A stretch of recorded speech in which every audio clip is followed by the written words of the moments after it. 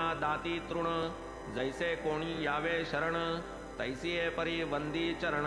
पावोनी विस्मरण निश्चया, पंथाभिमाना जेथे विसावा, सौख्य वाटेल अत्यंत जीवा, तो हा अध्याय 35वा, श्रोती परिसावा सादर, तैसीच सूचित उदीची ख्याती, बाळा नेवास कराची प्रतीती, कैसा सर्प संभाविला प्रीती, साईच तया प्रती भावून, कृपा करा श्रोते मजवर, मी तो केवळ आज्ञेचा किंकर, आज्ञा पाळू जाणे सादर,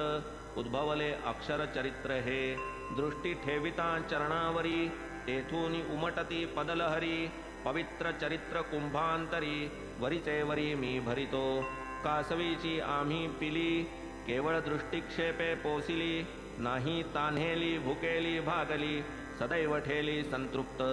असता एक दृष्टीचे सुख, न लगे आम्हा अन्न उदक,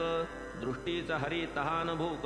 किती ते कौतुक वानावे, आम्हा ही सकल दृष्टीचा विषय,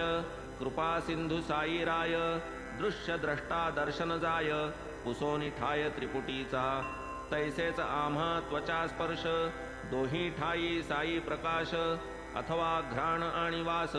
तेथेही निवास साईंचा, अथवा श्रवणी शब्द पडे, पडताच प्रकटे साईंचे रूपडे, श्राव्य श्रावक श्रवण उडे, त्रिपुटी झडे एकसरा,